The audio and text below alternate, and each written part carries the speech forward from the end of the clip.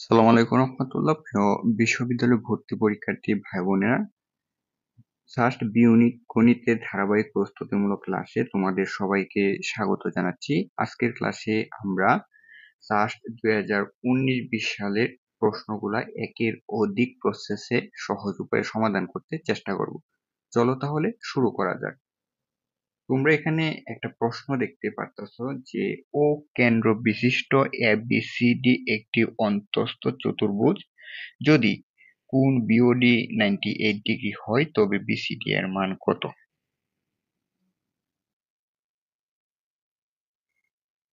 এই প্রশ্ন অনুযায়ী আমরা এই অংশটাকে যদি চিত্রায়িত করি তাহলে হবে ও কেন্দ্র বিশিষ্ট এবিসিডি একটা অন্তস্থ চতুর্ভুজ। আর এই চতুর্ভুজের তোমার দেওয়া আছে কোণ বিওডি ইজিক্যাল হচ্ছে 98 ডিগ্রি, তাই না? এই বিওডি কোণের একটা পরিচয় আছে, পাশাপাশি এই এক কোণের একটা পরিচয় আছে। সেটা হচ্ছে এইখানে যে বিওডি কোণটা আছে সেটা হচ্ছে কেন্দ্রস্থ কোণ, আর এইখানে যে এক কোণটা আছে সেটা হচ্ছে বৃত্তস্থ কোণ।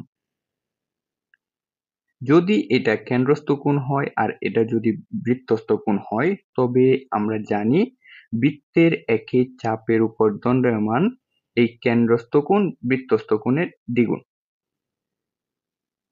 কিংবা আমরা এটাও বলতে পারি যে বৃত্তস্থ কোণ এই কেন্দ্রস্থ কোণের অর্ধেক।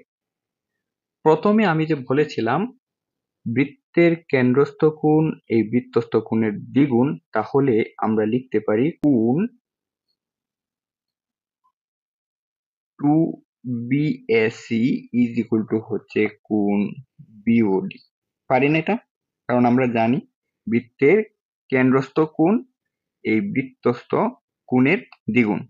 তাহলে যদি দুইটা বৃত্তস্থ কোণ অর্থাৎ বিএসি গুণ করি তবে কিন্তু এই বিওডি সমান হবে। সো আমরা যদি ক্যালকুলেশন করি তাহলে পাবো বিএসি ইজ ইকুয়াল টু হচ্ছে হাফ বিওডি। এই যে আমি পরবর্তীতে বলছিলাম যে বৃত্তের এই বৃত্তস্থ কোণ কেন্দ্রস্থ কোণের অর্ধেক, এটা হচ্ছে বৃত্তস্থ কোণ আর এই হাফ বিওডি। তো এখানে বিওডি সমান সমান দেওয়া আছে 98 ডিগ্রি। যদি মান বসাই তাহলে বিএসি ইজ ইকুয়াল টু হবে হাফ ইন্টু 98 ডিগ্রি বা কোণ বিএসি ইজ ইকুয়াল টু হচ্ছে 49 ডিগ্রি। বিএসসি এর মান পেলাম আমরা এখান থেকে 49 ডিগ্রি। এখান থেকে মানটা বের করতে হবে এখানে যে সি কোণটা আছে বিসিডি এর মান। আমরা জানি অন্তস্থ চতুর্ভুজের বিপরীত কোণগুলা যোগফল হচ্ছে 180 ডিগ্রি। আমাদের প্রয়োজন হচ্ছে এই সি এর মান, তাহলে এই সি কোণের বিপরীত হচ্ছে এ, আর এই দুইটা কোণের সমষ্টি হচ্ছে 180 ডিগ্রি। তাহলে আমরা কি লিখতে পারি? কোণ বিএসি প্লাস কোণ বিসিডি ইজ ইকুয়াল টু হচ্ছে 180 ডিগ্রি। প্রথম আমরা যখন সমাধান করেছিলাম সেইখান থেকে এই বিএসসি এর মান পাইছি 49 ডিগ্রি। তো আমরা যদি মান বসাই তাহলে কোণ বিসিডি ইজ ইকুয়াল টু হবে 180 ডিগ্রি মাইনাস 49 ডিগ্রি, তাই না? এখন যদি তুমি ক্যালকুলেটর ইউজ করো তাহলে হবে 180 মাইনাস 49 ইজ ইকুয়াল টু হচ্ছে কোণ বিসিডি সমান সমান 131 ডিগ্রি। তাহলে আনসার হচ্ছে অপশন ই 131 ডিগ্রি। আশা করি বুঝাইতে পারছি। পরবর্তী প্রশ্নটা লক্ষ্য করো। এসএসসি পরীক্ষায় ইংরেজি বিষয়ে প্রাপ্ত নম্বরের গণসংখ্যা নির্ভরশীল সারণী নিম্নরূপ, গণসংখ্যা সারণীর প্রচুরক কত? এই প্রশ্নটা সমাধান করব তার আগে প্রচুরক সম্পর্কে কিছু বেসিক তথ্য তোমাদেরকে দিতে চাই। সেটা হচ্ছে পরিসংখ্যানে উপাত্তের যে সংখ্যা সর্বাধিক বার থাকবে সেটাই হবে উপাত্তের প্রচুরক।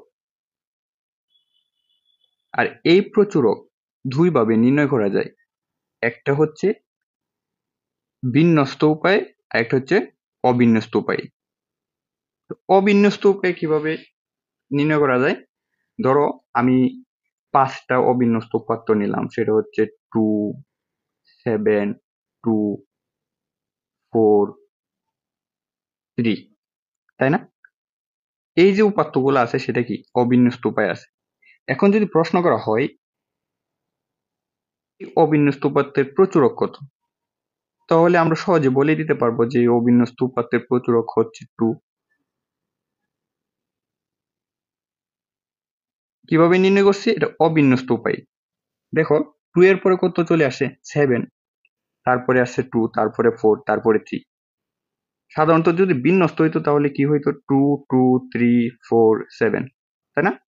সো এটা হচ্ছে অবিন্যস্ত উপায় প্রচুরক নির্ণয়। আরেকটা বলেছিলাম যে বিন্যস্ত উপায়। এইখানে যেটা দেওয়া আছে সেটা হচ্ছে বিন্যস্ত, মানে গণসংখ্যা নির্বাচন সারণী আকারে দেওয়া আছে। এই প্রচুরক নির্ণয়ের জন্য তোমাকে অবশ্যই সূত্র জানতে হবে। সেই সূত্রটা হচ্ছে, আমরা লিখতে পারি মোড ইজ ইকুয়াল টু হচ্ছে এল plus f1 by f1 plus হচ্ছে f2 ইন্টু হচ্ছে এইচ। এই যে সূত্রটা লিখলাম, এই সূত্রটা ব্যবহার করে আমরা এই সমস্যার সমাধান করব। তাহলে এই L plus f1 by f1 plus f2 into H দ্বারা আসলে কি বোঝায়? এখানে যে এল আছে সেই এলটা দ্বারা বোঝাচ্ছে যে শ্রেণীতে প্রচুরক অবস্থিত সেই প্রচুরক শ্রেণীর নিম্ন সীমা। আর এখানে যে f1 আছে সেই f1 হচ্ছে যে শ্রেণীতে প্রচুরক অবস্থিত সেই শ্রেণীর গণসংখ্যা বিয়োগ তার পূর্ববর্তী শ্রেণীর গণসংখ্যা। আর এখানে যে f2 আছে সেই f2 দ্বারা বোঝাচ্ছে যে শ্রেণীতে গণসংখ্যা অবস্থিত তার পরবর্তী শ্রেণীর গণসংখ্যার পার্থক্য। আর এখানে যে s আছে সেই s হচ্ছে তোমার শ্রেণীব্যাপ্তি। এই যে প্রথমে আমি বলেছিলাম যে পরিসংখ্যানে উপাত্তের যে সংখ্যা সর্বাধিক বার থাকবে সেই সংখ্যা হবে উপাত্ত। এখন যদি তুমি ঘনসংখ্যা নির্বাচন সারণীটা একটু লক্ষ্য করো, দেখবা গণসংখ্যা সর্বাধিক বার উপস্থিত আছে এই 60 থেকে 64 শ্রেণীর ভিতরে। তাহলে আমরা কি বলতে পারি না যে 60 to 64 শ্রেণী হচ্ছে প্রচুরক শ্রেণী? যদি এটা প্রচুরক শ্রেণী হয় তাহলে এখানে এল এর মান কত হবে? অবশ্যই এল ইজ ইকুয়াল টু হবে 60। তার পরবর্তীতে আমি f1 বলেছিলাম যে শ্রেণীতে প্রচুরক অবস্থিত, মানে 60 to 64 শ্রেণীতে প্রচুরক অবস্থিত এই শ্রেণীর গণসংখ্যা 42 বিয়োগ তার পূর্ববর্তী শ্রেণীর গণসংখ্যা। তাহলে আমরা f1 সমান সমান লিখতে পারি 42 বিয়োগ 0 ইজ ইকুয়াল টু হচ্ছে 42, পারি না? f2 সমান সমান আমরা লিখতে পারি প্রচুরক শ্রেণীর গণসংখ্যা 42 বিয়োগ তার পরবর্তী শ্রেণীর গণসংখ্যা 39 ইজ ইকুয়াল টু হচ্ছে 3, পারি কি পারি না? আমি তো প্রথমে বলেই দিছি যে কোনটা দ্বারা কি বোঝায়। আর এইচ ইজ ইকুয়াল টু আমরা লিখতে পারি 5। ঠিক আছে, দেখো এই যে মোড ইকুয়াল টু এই সূত্রটা জানি, এই সূত্রে ব্যবহার করার মতো আমরা প্রত্যেকটা মান কিন্তু এখানে পেয়ে গেছি। এখন যদি এই মানগুলো এখানে বসিয়ে দেই তবে এই প্রশ্নটা সমাধান হয়ে যাবে, সেটা অবশ্যই বিন্যস্ত উপায়ে। তাহলে আমরা মোড ইকুয়াল টু লিখতে পারি 60 প্লাস 42 বাই হচ্ছে 42 প্লাস 3 ইন্টু হচ্ছে এইচ। এখন যদি আমরা ক্যালকুলেটর ব্যবহার করি তাহলে হবে 60 plus f1 42 by 42 plus 3 into হচ্ছে h ইজ ইকুয়াল টু 5 সমান সমান হচ্ছে 64 যেহেতু একই সংখ্যা বারবার আসতেছে তো আমরা একটা সংখ্যা বেশি করে লিখতে পারি 64.67। এটাই হচ্ছে এই প্রশ্নের উত্তর, প্রচুরক 64.67 অপশন ই। আশা করি বুঝাইতে পারছি। পরবর্তী প্রশ্নটা লক্ষ্য করো, তিনটি ক্রমিক পূর্ণসংখ্যার যোগফল গুণফল সমান এমন সংখ্যাত্রয়ের সমাধান সেট কয়টি? আমি বৃত্ত ধারা এই প্রশ্নের উত্তরকে নির্দিষ্ট করছি, অর্থাৎ প্রথমে সমাধান সেট বের করতে হবে, তারপর কয়টা সংখ্যা আছে সেটা এই উত্তরে আনসার করতে হবে। তার আগে প্রশ্নটা ভালো করে বুঝতে হবে। সেটা হচ্ছে বলে দিছে ক্রমিক আবার পূর্ণ সংখ্যা। তো যদি ক্রমিক সংখ্যা হয় তবে সেইখানে একটা ধারাবাহিক ক্রম মেনটেন করবে, সেই সাথে সেই সংখ্যাটা হতে হবে পূর্ণ সংখ্যা। এই বিষয়টা না বোঝার কারণে প্রায় 95% শিক্ষার্থী এই প্রশ্নটা ভুল করবে। এই বিষয়গুলো মাথায় রাখবা। যদি বলতো ক্রমিক স্বাভাবিক সংখ্যা, তাহলে স্বাভাবিক সংখ্যা শর্ত মানতো। এখন বলছে পূর্ণ সংখ্যা, আমরা পূর্ণ সংখ্যা জানি সেটা ধনাত্মক এবং ঋণাত্মক হতে পারে। তো যদি একটা পূর্ণ সংখ্যা হয় +-1, তাহলে পরবর্তী ক্রমিক পূর্ণ সংখ্যা কি হবে? +-2, এভাবে চলতে থাকবে, তাই না? ধরি একটা ক্রমিক সংখ্যা হচ্ছে a, তাহলে পরবর্তী দুইটা ক্রমিক পূর্ণ সংখ্যা কি হবে? অবশ্যই a+1 ইন্টু হচ্ছে a-1। মনে হয় বুঝো নাই। বলছি ক্রমিক পূর্ণ সংখ্যা, আর পূর্ণ সংখ্যা জানি ধনাত্মক এবং ঋণাত্মক সংখ্যা। তাহলে সংখ্যার রেঞ্জ দেওয়া হয়েছে কত? 3 পর্যন্ত। তাহলে এই 3 কে ক্রস করা যাবে না। ধরে নিছি একটা, আর দুইটা পূর্ণ সংখ্যা হচ্ছে a+1, a+2, একটা, দুইটা, তিনটা, তাহলে এই যে তিনটা হয়েছে। ঠিক আছে? পরবর্তী যে শর্তটা দিছে, এই সংখ্যা তিনটির যোগফল এবং গুণফল সমান। তাহলে সংখ্যা তিনটির যোগফল নির্ণয় করি। তো আমি কনডেন্স করে লিখতেছি, যোগফল ইজ ইকুয়াল টু, এখানে যে তিনটা সংখ্যা আছে a+1 plus a-1 is equal two আমরা লিখতে পারি 3a। কিভাবে হয়েছে? একটা একটা আরেকটা, তিনটা +1 -1, এটা কাটা গেছে, তো 3a। পরবর্তী বলছে গুণফল, তো গুণফল নির্ণয় করি, is equal two a into a-1 a+1 সমান সমান আমরা লিখতে পারি a into a square minus b square. a-1 এটা সমান সমান হচ্ছে a-b, আর a+1 এটা সমান সমান হচ্ছে a+b। সো আমরা জানি যে a+b ইন্টু a-b সমান সমান আমরা লিখতে পারি a square minus b square. তো এই সূত্রটা অনুযায়ী আমরা এখানে লিখতে পাচ্ছি a স্কোয়ার মাইনাস 1 স্কোয়ার। এখন যদি তুমি a দ্বারা গুণ করো তাহলে হবে a কিউব মাইনাস a। এটা কিভাবে হয়েছে? আমরা জানি গুণের সময় পাওয়ারে যোগ হয়, সো এটার উপরে 1 আছে একটা, আর এখানে দুইটা, সো তিনটা। এখানে 1 আছে, 1 এর সাথে a গুণ হয়েছে, সো 1 হয়েছে। ঠিক আছে? প্রশ্নে বলে দেওয়া হয়েছিল এই যোগফল এবং গুণফল সমান।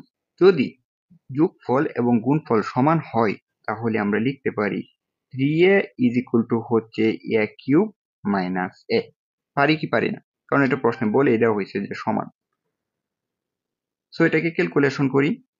ক্যালকুলেশন করলে হবে a cube minus a minus 3a is equal to হচ্ছে 0, বা a কিউব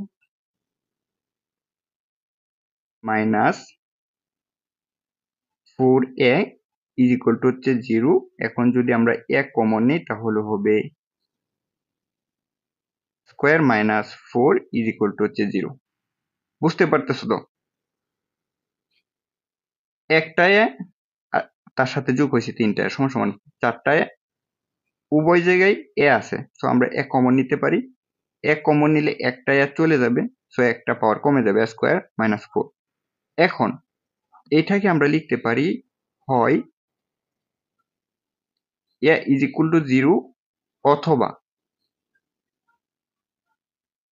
অথবা আমরা এটাকে লিখতে পারি A square minus 4 is equal to হচ্ছে 0। এখন যদি ক্যালকুলেশন করো তাহলে হবে A square is equal to 4, বা এ ইজ ইকুয়াল টু হচ্ছে +-2। কিভাবে লিখছি এটা?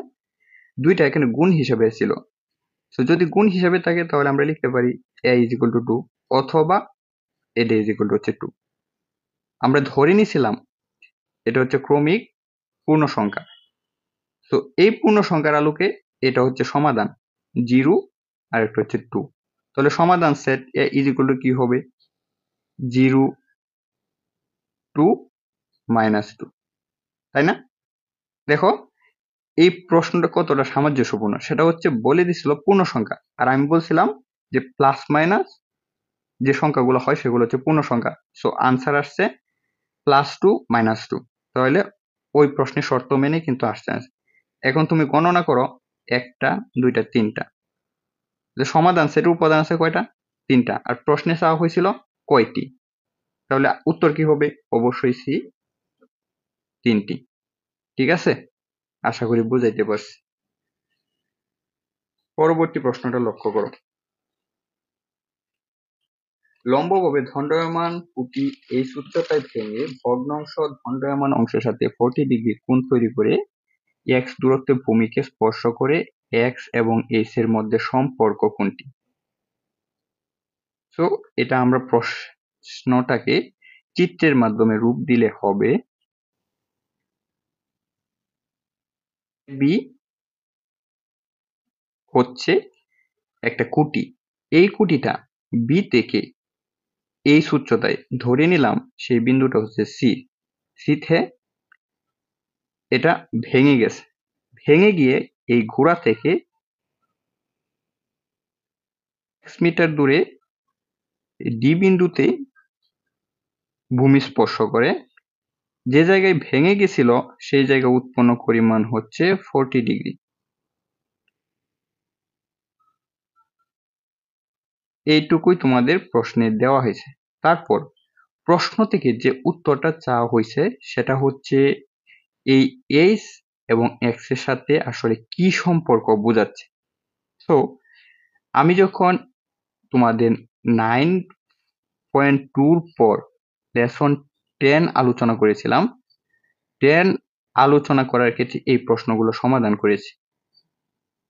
এই প্রশ্নগুলা যখন লেসন 10 এ আলোচনা করেছিলাম তখন সেখানে 9.2 এর বাহু ও কোণের 3টা সম্পর্ক আলোচনা করেছিলাম।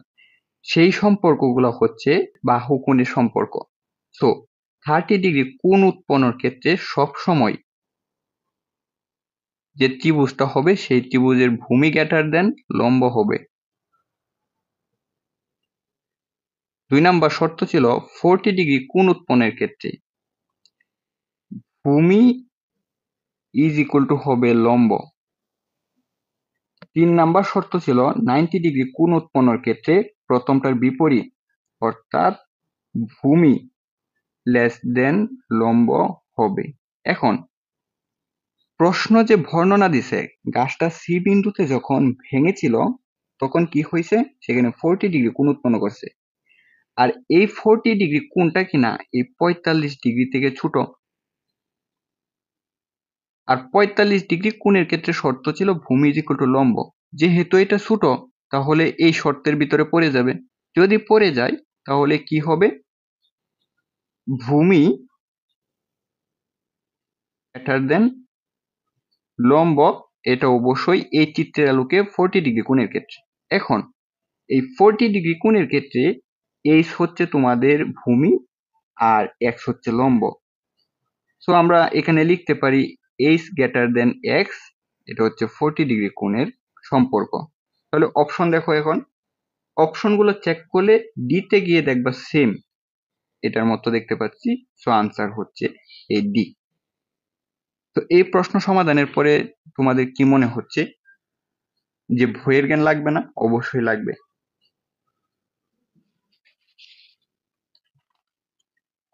পরবর্তী প্রশ্নটা লক্ষ্য করো। 1/x plus 1/y plus 1/z is equal to 3 এবং xyz is equal to 1 হলে xy yz এবং zx এর গাণিতিক গড় কত? গড় চাওয়া হয়েছে। সো আমরা জানি সংখ্যাগুলোর গড় হচ্ছে ওই সংখ্যাগুলোর সমষ্টি ভাগ হচ্ছে টোটাল সংখ্যা। তো এখানে চাওয়া হয়েছে x y z, তাহলে সংখ্যা কয়টা এখানে 3টা। এই তিনটা সংখ্যার সমষ্টি হবে তোমার x y plus y z plus হচ্ছে জেড এক্স, তাই না? তার সংখ্যা কয়টা? হচ্ছে তিনটা। এটাই হবে তোমাদের এই প্রশ্নের আলোকে উত্তর।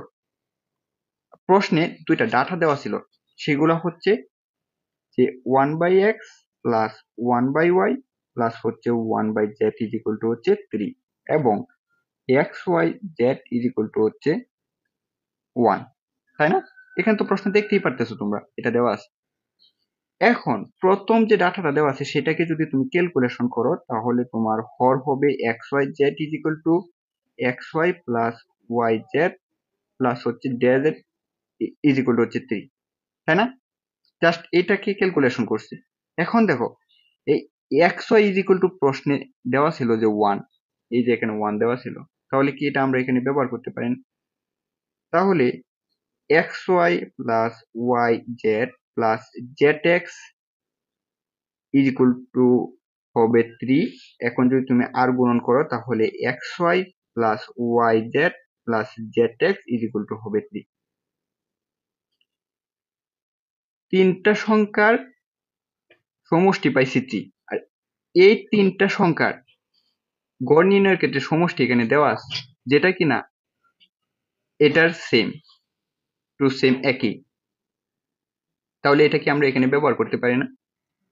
যদি ব্যবহার করি তাহলে কি হবে? 3/3 ইজ ইকুয়াল টু হচ্ছে 1, অর্থাৎ এই তিনটা সংখ্যার গাণিতিক গড় হচ্ছে 1। অপশন হচ্ছে সি। আশা করি বুঝাইতে পারছি।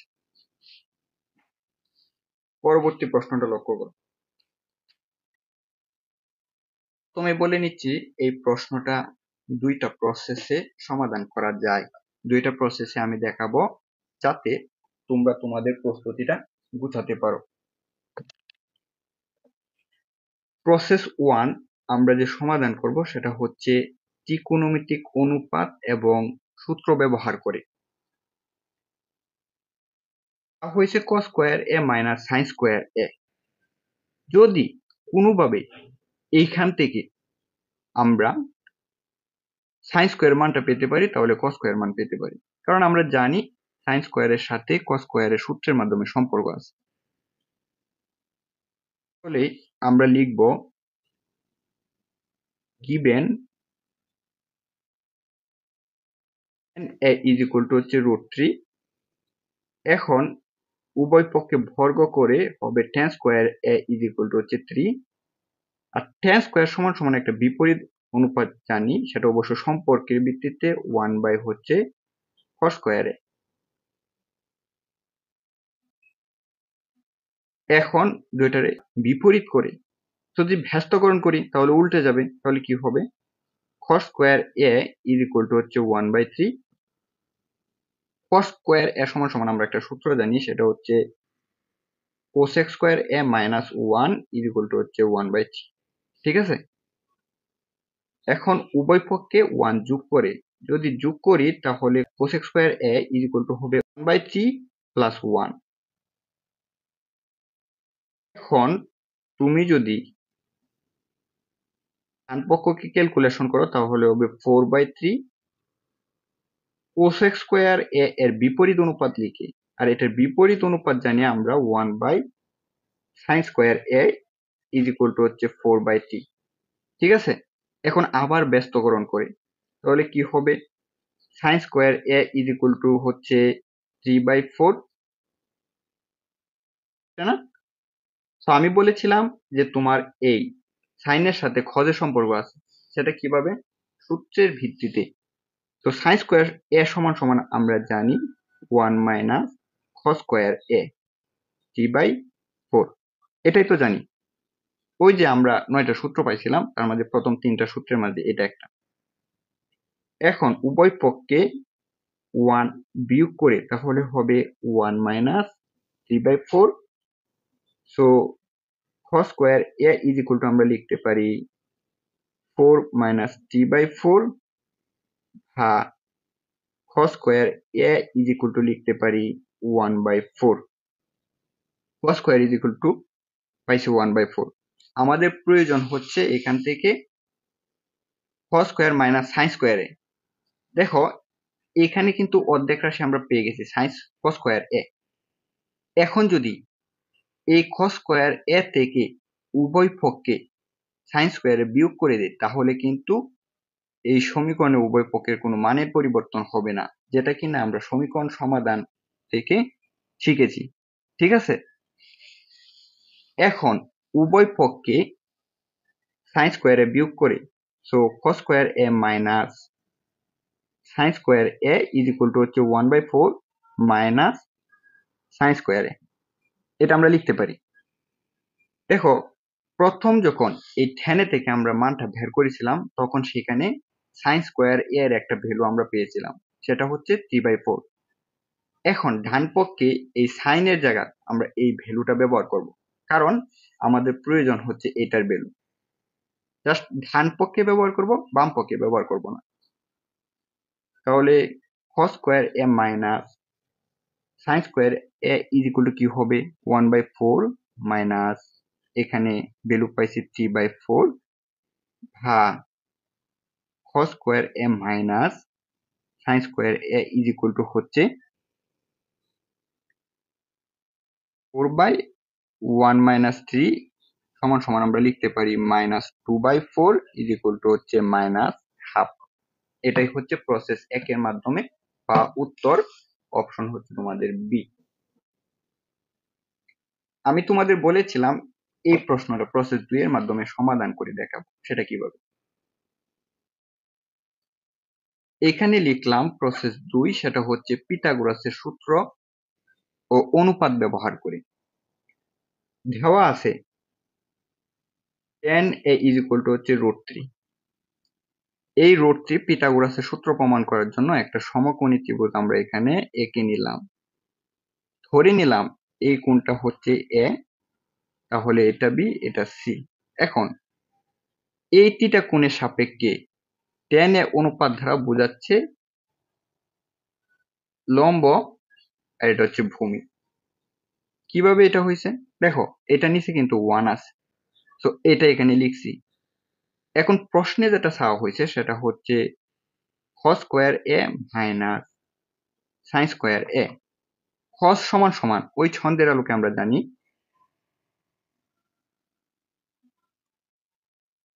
কলিকাতা ভ্রমণে মানে ভূমি বাই অতিভুজ তার স্কয়ার। জাস্ট আমি বাংলা লিখে বুঝাচ্ছি যাতে তোমরা প্রস্তুতিটা সহজে নিতে পারো। আমি কিন্তু এখান থেকে মান ব্যবহার করে ডাইরেক্ট লিখে ফেলতে পারতাম, জাস্ট তোমরা যাতে সহজে বুঝতে পারো সেই জন্য লিখতেছি। মাইনাস সাইন সমান সমান জানি লম্ব বাই হচ্ছে অতিভুজ তার স্কয়ার। এখন একটা বিষয় লক্ষ্য করো, এই এক কোণের সাপেক্ষে এটা হচ্ছে লম্ব আর এটা হচ্ছে ভূমি, কিন্তু প্রশ্নে যে মানটা চাওয়া হয়েছে সেটাতে অতিভুজ ব্যবহার করা হয়েছে। তো অতিভুজ নির্ণয় করতে হবে, সেটা কিভাবে? আমরা পিথাগোরাসের সূত্র অনুযায়ী এই এবিসি ত্রিভুজের আলোকে লিখতে পারি এবি ইজ ইকুয়াল টু হচ্ছে root over of BC square plus AC square, এটা লিখতে পারি না? অতিভুজ স্কয়ার সমান সমান হচ্ছে লম্ব স্কয়ার প্লাস ভূমি স্কয়ার, এটা হচ্ছে পিথাগোরাসের সূত্র। এখন দেখো এই বিসির মান দেওয়া আছে, এসির মান দেওয়া আছে, সুতরাং আমরা লিখতে পারি √3 তার স্কয়ার প্লাস হচ্ছে 1 স্কয়ার ইকুয়াল টু হচ্ছে √4 সমান সমান হচ্ছে 2। তাহলে এবির মান কত? এই অতিভুজ হচ্ছে 2। এখন এখানে মান বসাও, তাহলে কি হবে?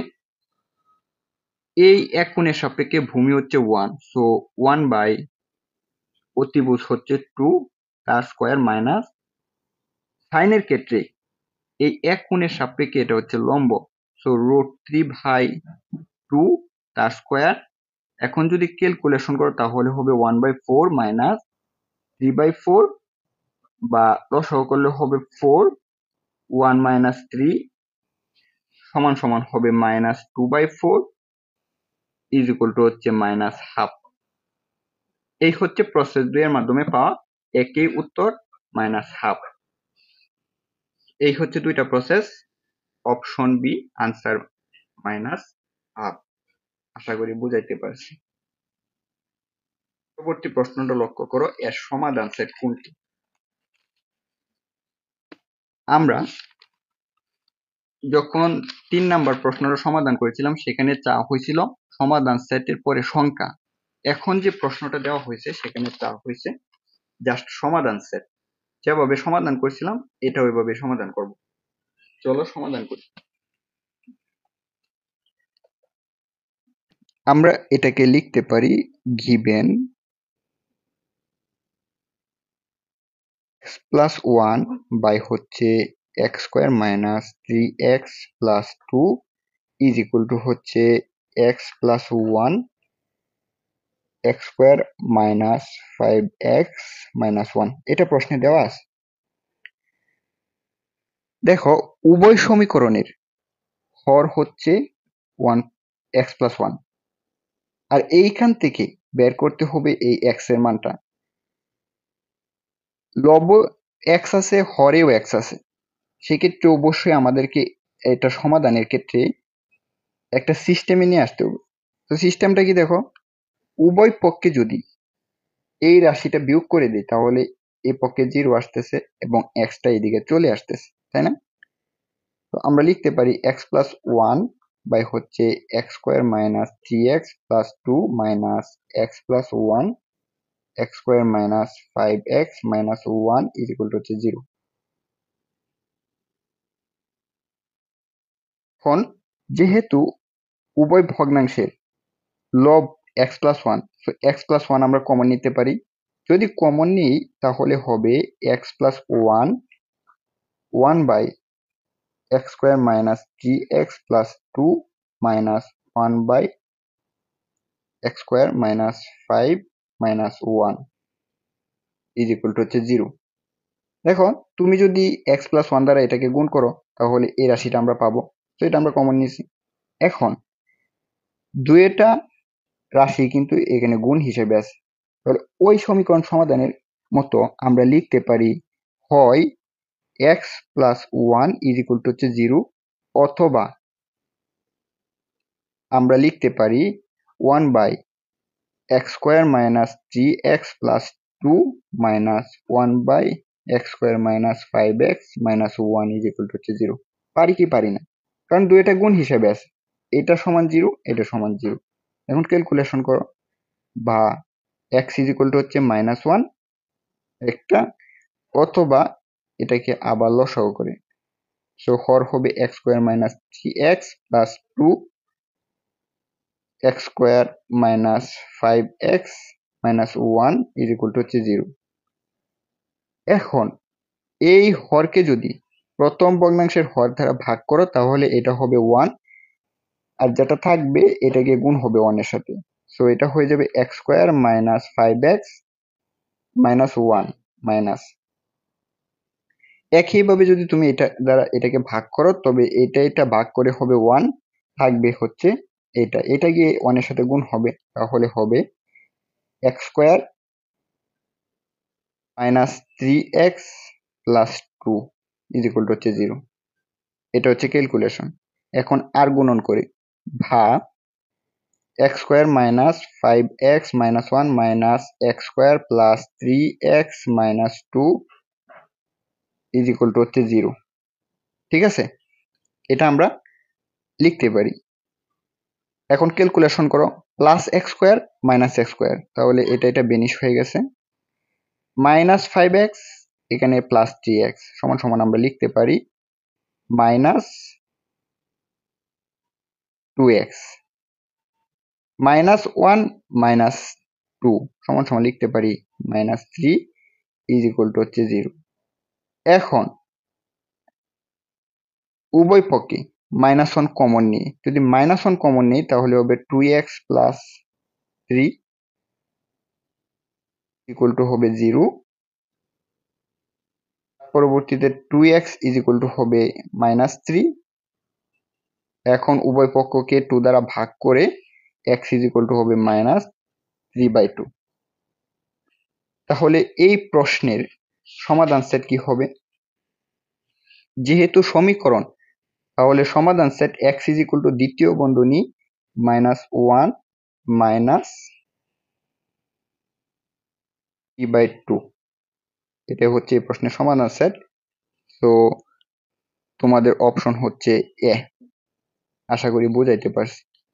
এইখানে আরেকটা বিষয় লক্ষ্য করো, তোমরা এখানে মাইনাস কমন নাও নিতে পারো, না নিয়ে এটা কিভাবে লিখে ফেলতে পারো, উভয় পক্ষে 3 যোগ করে তাহলে কি হবে, 2x হবে 3।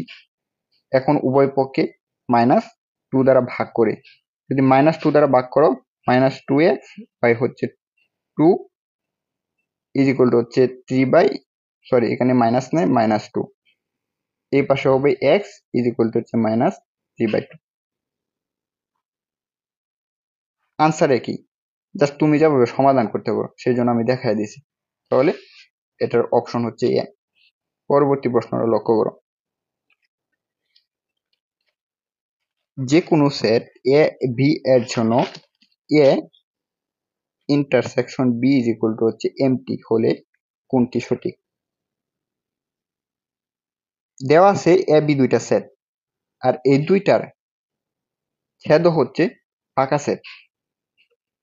যদি এ ইন্টারসেকশন বি ফাঁকা হয় তাহলে আমরা কি বুঝতে পারতেছি, এ সেট এবং বি সেটে কোনো উপাদান নাই, যার ফলে এই এ ইন্টারসেকশন বি হচ্ছে এমটি। ঠিক আছে, এখন এই তত্ত্বের আলোকে তোমার আনসার হবে ডি, যে A subset B complement. Subset B complement, এটা হচ্ছে উত্তর। সেটা কিভাবে দেখো, বি কমপ্লিমেন্টস মানে হচ্ছে সার্বিক সেট থেকে এই বির উপাদানগুলা বাদ দেওয়া হয়। সো বির উপাদানগুলা যদি বাদ দেওয়া হয় তবে এখানে যে ইউনিভার্সাল সেট মানে সার্বিক সেট আছে, সেই সার্বিক সেটের উপাদান যদি বেশি হয় আর এখানে বির উপাদান যদি কম হয় তাহলে ইউ এর পরবর্তীতে এখানে কিছু উপাদান থাকবে, তাই না? এখানে যে উপাদানটা থাকবে সেই উপাদানের এখানে যে সেট এ আছে সেটা এটার সাবসেট হবে, মানে এই এ সেটের উপাদান বি কমপ্লিমেন্টসে অন্তর্ভুক্ত থাকবে। চলো এটাকে আমরা আরো গাণিতিক ভাবে বুঝতে চেষ্টা করি। সেটা হচ্ছে, ধরি ইউনিভার্সাল সেট হচ্ছে 1 2 3 4 5 6, 6টা উপাদান নিলাম। এই 6টা উপাদানের সেট এ নিলাম হচ্ছে 4 5 এবং বি নিলাম 1 2 3। এখন এখানে সেট নোটেশনের মাধ্যমে যেটা রিপ্রেজেন্ট করছে যে এ সাবসেট বি কমপ্লিমেন্ট, এটা দ্বারা আসলে কি বোঝাইতেছে? তো বোঝাচ্ছে হচ্ছে এ সাবসেট বি কমপ্লিমেন্ট, এটাকে আমরা লিখতে পারি ইউ মাইনাস বি। সো এখন যদি আমরা ক্যালকুলেশন করি তাহলে হবে এ সাবসেট, এখানে যে উপাদান আছে 1 2 3 4 5 6 বাদ হচ্ছে 1 2 3 হচ্ছে 4 5 6, এটা হচ্ছে বি কমপ্লিমেন্টস এর উপাদান। বি কমপ্লিমেন্টস এর উপাদান পাইছি 4 5 6। এখন যদি এই এর উপাদানগুলা এই 4 5 6 এ থাকে, মানে বি কমপ্লিমেন্টস এ থাকে, তবে আমরা বলতে পারবো যে এ সাবসেট বি কমপ্লিমেন্টস, যেটা কিনা এই প্রশ্নের উত্তর। সো বি কমপ্লিমেন্টস এর উপাদান হচ্ছে 4 5 6, এতে আছে 4 5, যা কিনা এই বি কমপ্লিমেন্টস এ বিদ্যমান। তাহলে আমরা বলতে পারি যে A subset B complement. Option হচ্ছে ডি, আনসার এটাই। আশা করি বুঝাইতে পারছি। পরবর্তী প্রশ্নটা একটু লক্ষ্য করো, কোন বাস্তব সংখ্যায় x এর জন্য a to the power x minus 1 is equal to b, b to the power x minus 1 is equal to c এবং c to the power x minus a is equal to a হবে। x এর মান চাওয়া হয়েছে এখান থেকে। এখন প্রশ্নে যে তিনটা সমীকরণ দেওয়া আছে সেটা আমরা লিখতে পারি, তৃতীয় যে সমীকরণটা আছে c to the power x minus 1 is equal to হচ্ছে a, তার মাঝে এইখানে আরো দুইটা ভ্যালু দেওয়া আছে, সেটা হচ্ছে c is equal to b to the power x minus one, b is equal to হচ্ছে a to the power x minus one. c is equal to হচ্ছে এইটা, আর এইখানে c আছে, তাহলে c সমান সমান আমরা এটা এখানে ব্যবহার করতে পারি।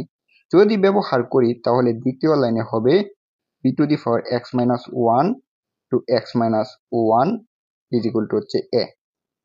ঠিক আছে, এখন দেখো বির উপরে পাওয়ার আছে এক্স মাইনাস ওয়ান, তার উপরে পাওয়ার আছে এক্স মাইনাস ওয়ান, আর আমরা সূচকের থেকে এটা জানি যে পাওয়ারে পাওয়ারে গুণ হয়, তাহলে গুণ হলে কি হবে, B to the power x minus one তার whole square is equal to হচ্ছে এ। একইভাবে প্রশ্নে বি ইজ ইকুয়াল টু দেওয়া আছে এটা A to the power x minus one, যদি বি ইজ ইকুয়াল টু এটা হয় তাহলে আমরা এখানে বি সমান সমান লিখতে পারি A to the power x minus one তার whole square is equal to হচ্ছে এ। সেম ভাবে তোমরা এখানে গুণ করতে পারো এক্স মাইনাস ওয়ান তার whole cube is equal to হচ্ছে এ। এখন এখানে যে এ আছে, এই এ কে সূচকের সূত্রের আলোকে আমরা লিখতে পারি A to the power one is equal to A. এটা আমরা জানি সংখ্যার উপরে ওয়ান থাকলে আমরা সেই সংখ্যাটাকে লিখতে পারি। সো এটা উপরে পাওয়ার দিতে পারি ওয়ান, যেটা কিনা আমি এখানে দেখাইছি। ভিত্তি এ এই পাশে ভিত্তি এ, তাহলে ভিত্তি এ ভাগ দিতে পারি, তাহলে আমরা লিখতে পারি এক্স মাইনাস ওয়ান তার whole cube is equal to হচ্ছে ওয়ান। এখন যদি উভয় পক্ষকে তুমি ঘনমূল করো, এতদিন পর্যন্ত আমি বলছি যে বর্গমূল মানে রুট করার জন্য, এখন এটাকে ঘনমূল করতে হবে। যদি ঘনমূল করো তাহলে হবে x minus one is equal to হচ্ছে ওয়ান, কারণ ওয়ানের ঘনমূল ওয়ান। উভয় পক্ষে ওয়ান যোগ করলে হবে one plus one is equal to হচ্ছে টু। সুতরাং x is equal to two এই বাস্তব সংখ্যার জন্য এইগুলা সত্য হবে। সো আনসার হচ্ছে option B is equal to হচ্ছে টু। আশা করি বুঝাইতে পারছি। পরবর্তী প্রশ্নটা লক্ষ্য করো, একটি ধারার n-তম পদ হলে ধারাটির 2n+1 সংখ্যক পদের সমষ্টি কত? চাওয়া হয়েছে Sn। এই প্রশ্নটা একটু ব্যতিক্রমধর্মী, সো আশা করা যায় যে ফার্স্ট ভর্তি পরীক্ষায় যারা বসতে যাচ্ছ সেটাই আবার আসতেও পারে, আসার সম্ভাবনা প্রায় 90% বলে দিলাম। তাহলে বুঝতে পারতেছো কতটুকু গুরুত্বপূর্ণ। প্রশ্নে যেটা দেওয়া আছে হচ্ছে n পদ ইজ ইকুয়াল টু দেওয়া আছে 2 - 1 টু দি পাওয়ার n - 1। এখন এইখানে যে nটা আছে সেই n ইজ ইকুয়াল টু আমরা জানি স্বাভাবিক সংখ্যা 1 2 3 4 ডট ডট ডট অসীম, কারণ এই মানগুলো তো এখানে বসালে ধারাটা সৃষ্টি হবে, তাই না? যদি n ইজ ইকুয়াল টু এই তম পদে বসালে ধারা সৃষ্টি হয় তাহলে ধারাটা হবে 2 - 2 plus 2 - 2 plus dot dot dot plus 2, এভাবে ধারাটা চলমান। এই যে n এর মান ব্যবহার করার ফলে ধারাটা সৃষ্টি হয়েছে, এই ধারাটার নাম হচ্ছে অল্টারনেটিভ ধারা, অল্টারনেটিভ সিরিজ বা বিকল্প ধারা। কিভাবে বিকল্প? 2 এর বিকল্প হচ্ছে -2, আবার 2 এর বিকল্প হচ্ছে -2। এখন দেখো ধারাটা কিন্তু +2 - 2 +2 - 2, এখানে যদি আবার আমরা লিখতাম তাহলে হতো +2 - 2, এভাবে কিন্তু চলমান ছিল। আর প্রশ্ন যে সমষ্টিটা চাওয়া হয়েছে সেটা হচ্ছে 2n+1 তম পদের সমষ্টি। এই যে 2n+1 সংখ্যক পদের সমষ্টি চাইছে, আর এই পদটা কিনা বিজোড়, তাহলে কি বোঝা যায়? ধারাতে যতগুলো পদ আছে সেখান থেকে একটা পদ অবশ্যই বেশি থাকবে, অর্থাৎ বিজোড়। যদি একটা বেজোড় থাকে তাহলে আমরা এখানে লিখতে পারি প্রতিটি জোড় পদের যোগফল। জাস্ট আমি এক্সপ্লেন করে দিলাম। তাহলে প্রতিটি জোড় পদ কি হবে? অবশ্যই 2 প্লাস মাইনাস 2 সমান সমান হচ্ছে 0। এই প্লাস 2 একটা জোড় পদ, বলছে যে যোগ, দিলাম যোগ চিহ্ন, তার পরবর্তী পদ হচ্ছে মাইনাস 2। সো প্লাসে মাইনাসে মাইনাস, প্লাস 2 মাইনাস 2 সমান সমান হচ্ছে 0। প্রতিটি জোড় পদের যোগফল হচ্ছে এখানে 0। তাহলে এই যে ডট ডট দিছে সেখানে কতগুলো জোড় পদ আছে সেগুলো আমরা জানি না, ধরে নিলাম সেগুলো হচ্ছে n সংখ্যক জোড় পদ আছে এখানে। তাহলে এই n সংখ্যক জোড় পদের যোগফল কি হবে? প্রতিটি মানে একটা জোড় পদের যোগফল পাইছে এখানে 0, তাহলে n তম জোড় পদের যোগফল হচ্ছে n ইন্টু 0 সমান সমান 0। যতগুলা এখানে জোড় পদ থাকবে সবগুলা জোড় পদের সমষ্টি হচ্ছে 0। তো আর এইখানে 2n+1 যে পদটা দেওয়া আছে যেটা কিনা বিজোড়, তাহলে ধারাতে এই জোড় সংখ্যক পদের সমষ্টি পাওয়ার পর একটা পদ বিজোড় অবশিষ্ট থাকবে, সেটা হচ্ছে তোমাদের এই যে 2 আছে সেই 2। তাহলে এই প্রশ্নের আলোকে আমরা বলতে পারি 2 প্লাস n সংখ্যক পদের সমষ্টি হচ্ছে 2। অপশন হচ্ছে এ। আশা করি বুঝাইতে পারছি। এখন এই প্রশ্ন সমাধানের ক্ষেত্রে একটা শর্টকাট তোমাদেরকে আমি বলে দিই। যদি ধারাটা অল্টারনেটিভ ধারা হয়, আমি আর একটা ধারা এখানে লিখতেছি 5 minus 5 plus 5 minus 5 plus dot dot dot plus 5 হয়, আর সেইখানে যদি 2n+1 অর্থাৎ বেজোড় পদ চাওয়া হয়, তবে সেই ধারাটার প্রথমে যে পদটা থাকবে সেটাই হবে এই 2n+1 সংখ্যক পদের সমষ্টি। এটা হচ্ছে শর্টকাট। একটু বিশ্লেষণ করে দেখছি, এটাই আসে। এই পদটা যদি পরিবর্তন হয়ে যায় 2n প্লাস যদি p হয়ে যায়, তবে কিন্তু সমষ্টিও তোমার পরিবর্তন হয়ে যাবে। এই পরিবর্তনের বিষয়টুকু মানে যে যত টাইপ হইতে পারে এই অল্টারনেটিভ ধারার ভিতরে জুবায়ার্স ম্যাথ বইয়ে অ্যাড করা হয়েছে, সাস্টেন কোর্সের ভিতরে অ্যাড করা হয়েছে। যদি তোমাদের চান্স নিশ্চয়ন করতে চাও, তবে আমি মনে করি যে জুবায়ার্স ম্যাথ বই পাশাপাশি সাস্টেন কোর্সটা তোমাদের জন্য অনেক উপকারী হবে। আমি তোমাদেরকে ফোর্স করতেছি না, জাস্ট লজিক দিয়ে এখানে বুঝাই দিছি। সিদ্ধান্ত তোমার।